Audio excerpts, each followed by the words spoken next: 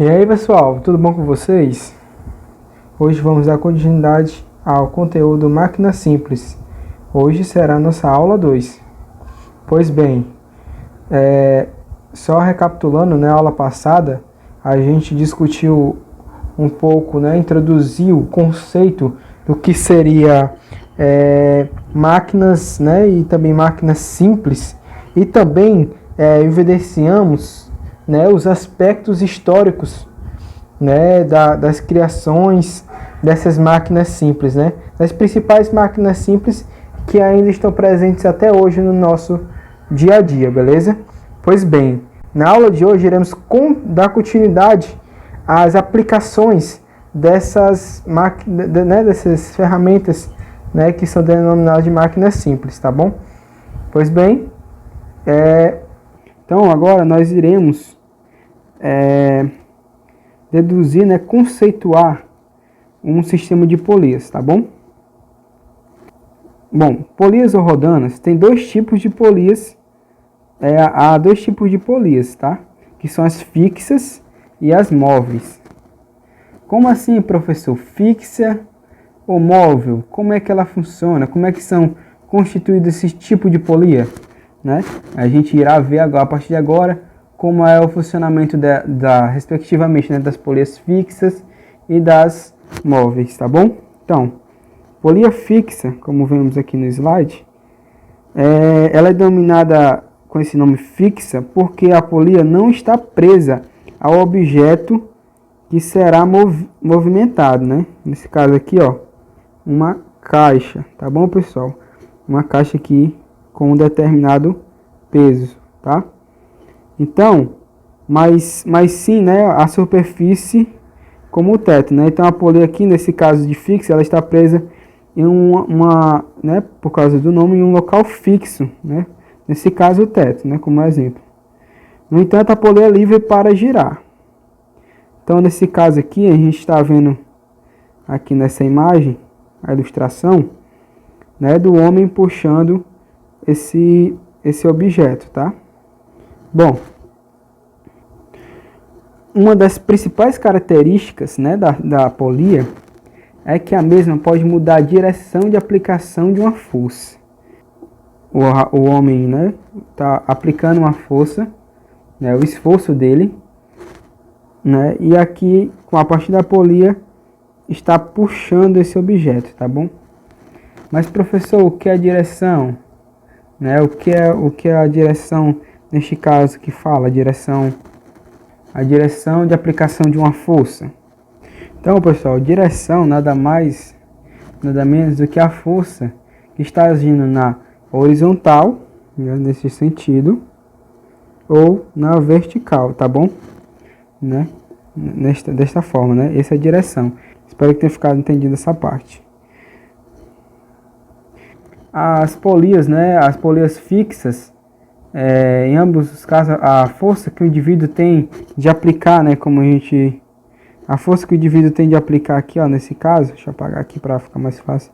A força que o indivíduo tem de aplicar nesse caso, tem de aplicar na corda é a mesma, tá?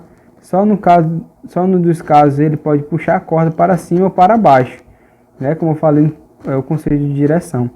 A polia é uma máquina simples, permite mudar a direção de aplicação da força, tá beleza? Que aqui no caso a aplicação seria vertical, mas aqui ele está conseguindo aplicar a força em outra direção, beleza? E agora nós iremos conceituar as polias móveis, tá? O que se denomina polia móvel? Polia móvel se movimenta à medida que a corda é puxada. O esforço fica menor, tá? Bom, mas professor, como assim o esforço fica menor? Como assim a polia é puxada? Pô, temos aqui na imagem, certo?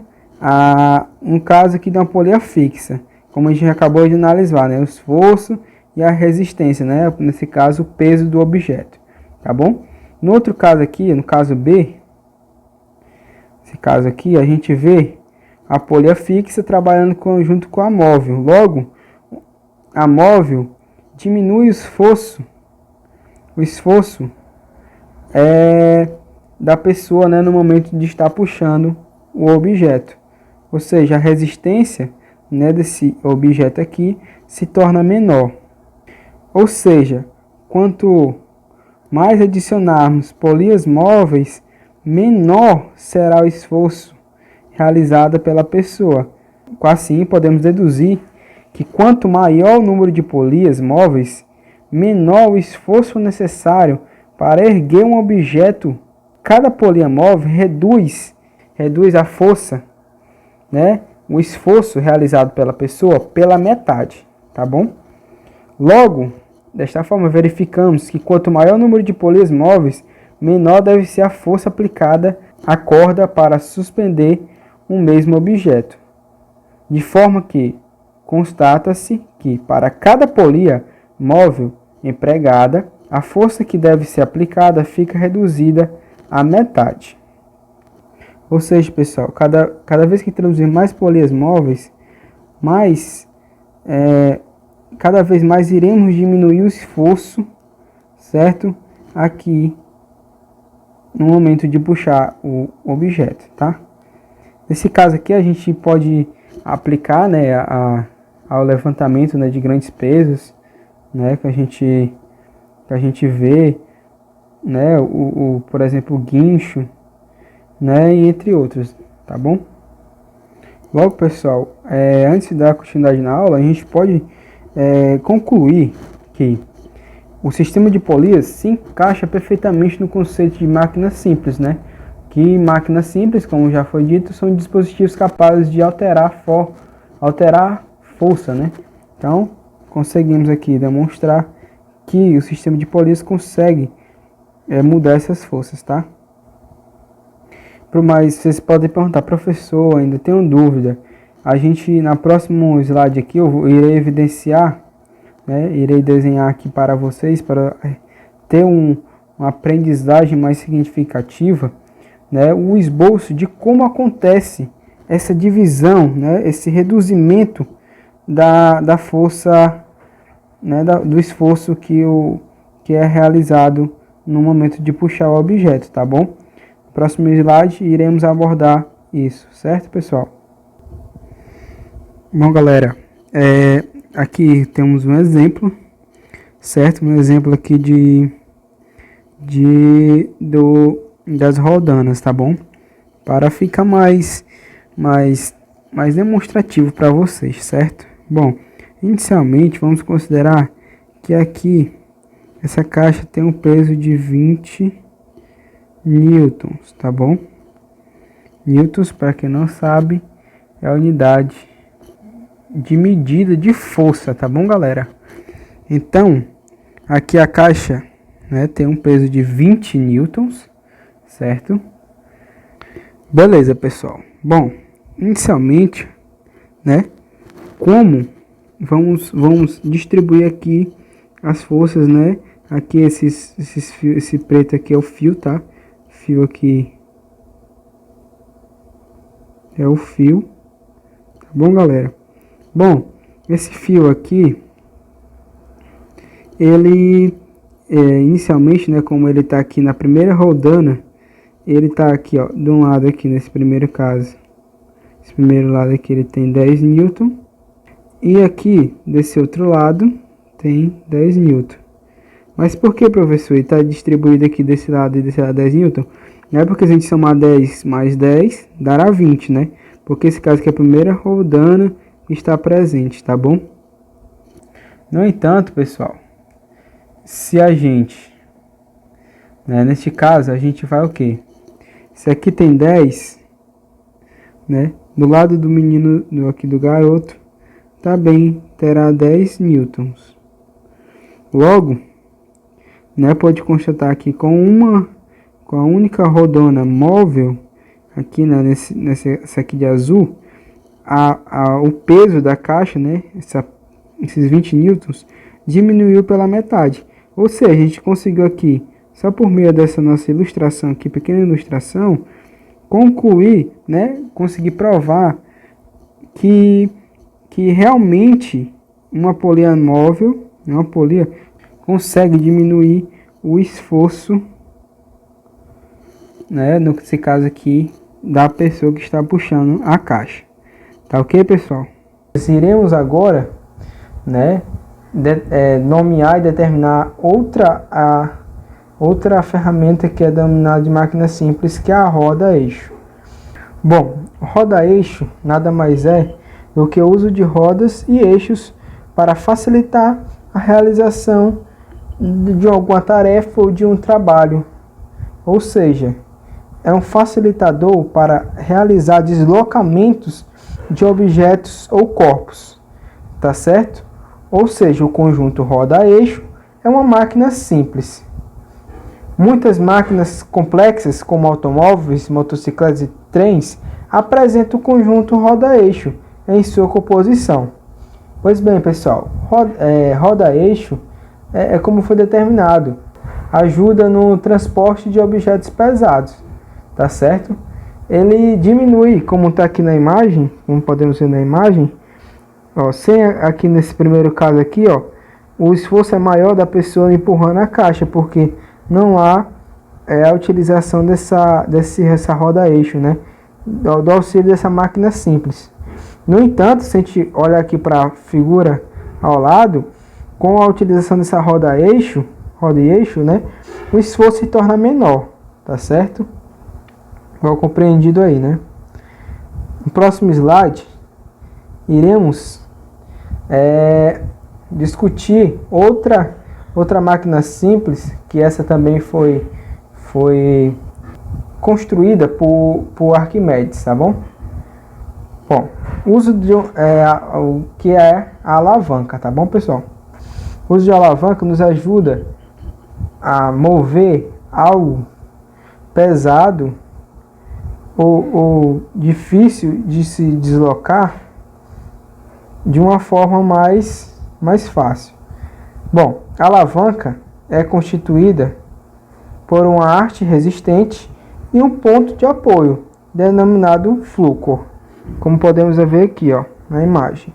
Bom, na imagem a gente percebe que o esforço ou a força potente aqui do homem, né, está no sentido aqui para baixo, tá?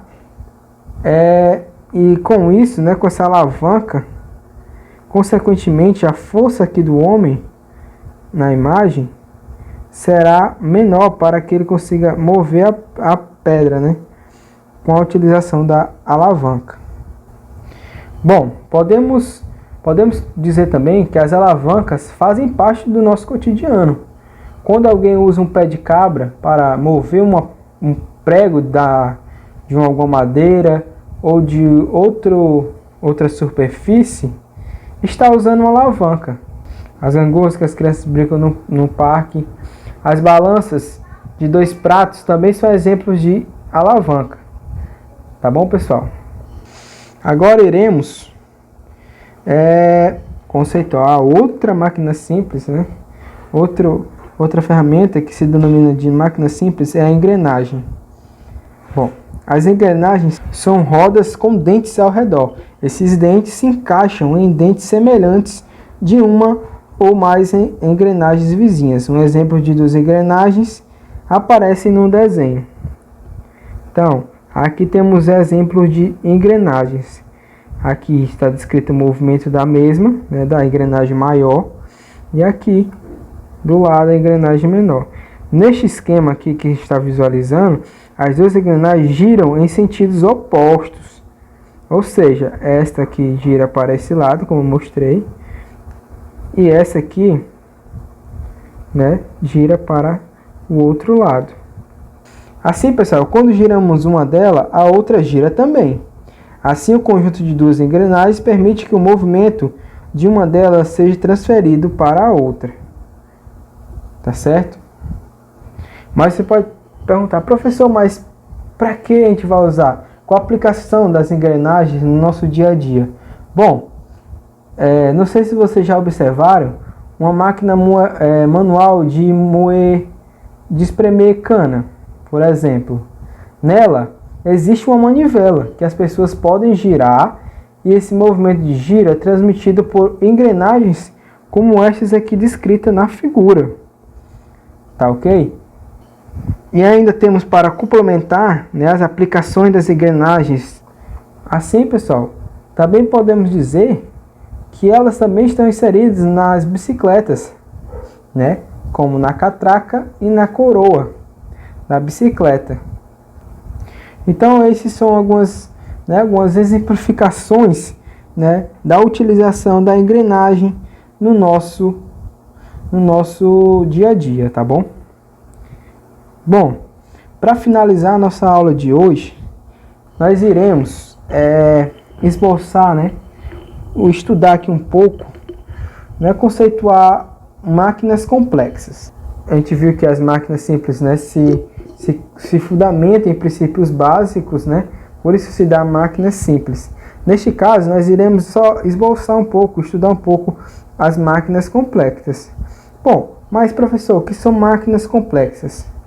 Bom, pessoal, as máquinas complexas temos como exemplos, né, de máquinas complexas, os carros, né, os automóveis, trens, robôs e guindastes, tá? São, na realidade, formadas por combinações de máquinas simples. Como assim, professor? São formadas por combinações de máquinas simples? Bom, se nós levarmos em consideração aqui, ó, o nosso carro aqui da nossa imagem, se nós levarmos em consideração, nele temos engrenagens, né, na parte aqui que constitui o motor, né, e todo o modo de transmitir, né, de rotação do carro, né, dele andar. Temos engrenagens. Temos também no carro rodas eixo, né? Temos a alavanca, né, engrenagens, como já falei, polias e entre outros. Então o carro é um grande exemplo de uma máquina complexa que utiliza várias combinações de máquinas simples. Logo, pessoal, as máquinas complexas são projetadas, as máquinas mais complexas são produzidas por seres humanos, né? Que são usadas usando a capacidade de observar os acontecimentos. Pois bem, se formos interpretar aqui a energia para movimentar as máquinas mais complexas, né, a energia que se dá, né, para, por exemplo, movimentar um automóvel, não vem do esforço muscular de seres humanos ou de animais, como a gente viu lá nas máquinas simples, né, que a maioria, né, se não a sua grande parte, né, das máquinas simples se dão por esforço humano ou de animais. Já as máquinas complexas, né, elas vêm de outras fontes, né, como por exemplo motores elétricos, né, pilhas, baterias ou usinas elétricas.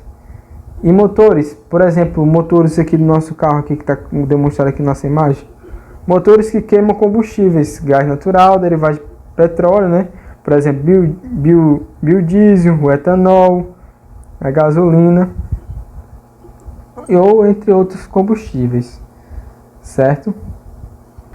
Então, pessoal, esse é um esboço de máquinas complexas, tá bom?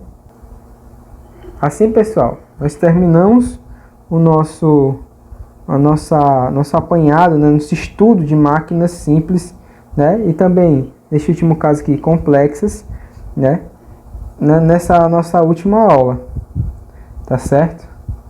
Pessoal, né, chegamos aqui ao final da nossa aula.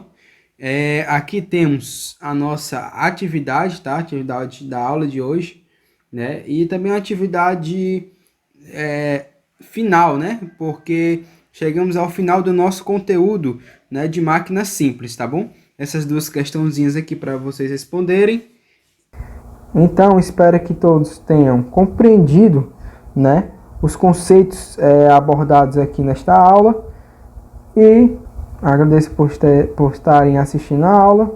E muito obrigado e até a próxima.